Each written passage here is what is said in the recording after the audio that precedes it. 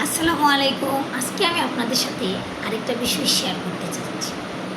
বিষয়টা হলো আমি আমার লাইফে আরেকটা জিনিস খুবই উপকার পেয়েছি, সেটা হলো আলহামদুলিল্লাহ, শুকরিয়া আদায়। আমি জানি না কে কতটুকু শুকরিয়া আদায় করে। আল্লাহ তাআলা আমাদেরকে চারপাশ দিয়ে অনেক নিয়ামত দান করেছেন। কিন্তু সত্যিকার অর্থে আমরা কতজন ওই নিয়ামতের শুকরিয়া আদায় করতে পারি বা করি? আমরা কিন্তু এই নিয়ামত ভোগ করতেছি, কিন্তু শুকরিয়া আদায় করি না। আমার মনে হয় না সবাই শুকরিয়া আদায় করে। কিছু সংখ্যক মানুষ করে, যার কারণে তারা সফল।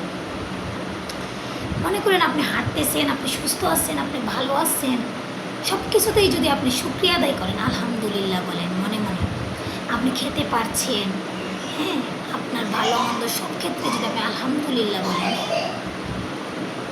এই আলহামদুলিল্লাহর বরকত অনেক। আপনি যত বেশি আলহামদুলিল্লাহ বলতে পারবেন, তত বেশি আপনার বরকত বাড়বে।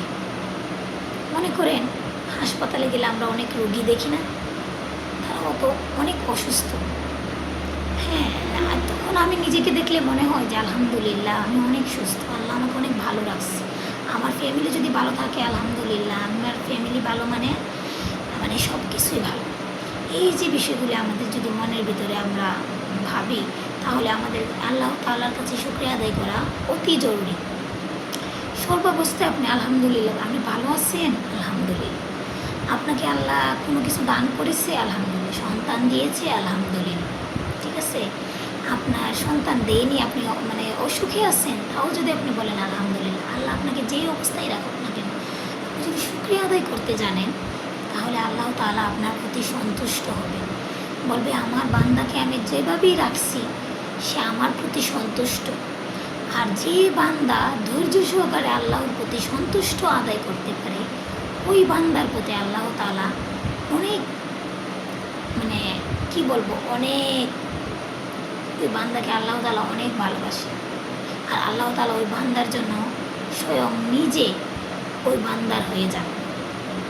তাহলে আমাদের কি করা উচিত? আমাদের আল্লাহ তাআলার প্রতি সন্তুষ্ট অর্জন করা অবশ্যই দরকার। এই জন্য প্রতিনিয়ত প্রত্যেকটা কাজে আলহামদুলিল্লাহ বলবেন।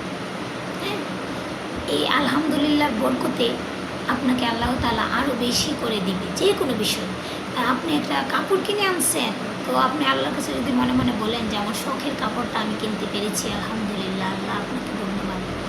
এই যে আপনি আল্লাহর কাছে শুকরিয়া আদায় করলেন, এই শুকরিয়ার প্রতিফল হিসেবে আপনি এর চেয়েও বেশি পাবেন, আরও বেশি পাবেন, যা পাওয়ার কোনো সীমারেখা নাই। এই জন্য আমাদেরকে এই অভ্যাসটা গড়ে তুলতে হবে। আমাদের ছেলে মেয়েদেরকেও এই অভ্যাসটা গড়ে তুলতে হবে। খাওয়ার পরে আলহামদুলিল্লাহ, কোনো কিছু নতুন পেলে আলহামদুলিল্লাহ, যে কোনো কিছু, মানে সুখে আছি আলহামদুলিল্লাহ,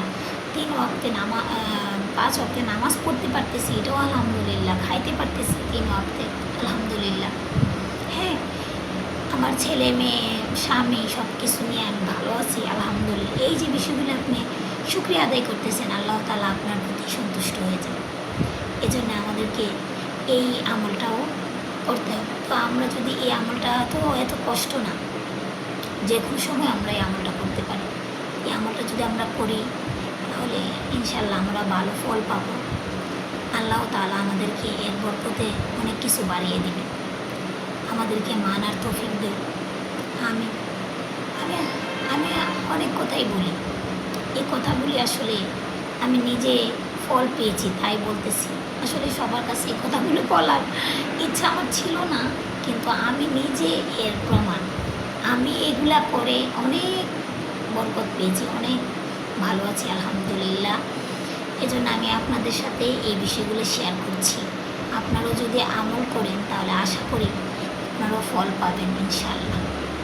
আর একিনের সাথে, মহব্বতের সাথে শুকরিয়া আদায় করে দেখবেন, ইনশাআল্লাহ ফল পাবেনই পাবেন। আসসালামু আলাইকুম। লাইক, কমেন্ট, শেয়ার করে আমার পাশে থাকুন এবং শেয়ার করে অন্যকে এই কথাটা শোনার সুযোগ করে দেন। ঠিক আছে, ইসলামের দাওয়াত দিলে, আরেকজন জানলে, কেউ যদি একজনও যদি আমল করে আপনার মাধ্যমে, তাহলে আল্লাহ তাআলা এটার উপর বরকতেও, মানে দুনিয়ার মধ্যে আপনাকে দুনিয়া ও আখিরাতে শান্তি ও কামিয়াবি দান করবে ইনশাআল্লাহ। আসসালামু আলাইকুম।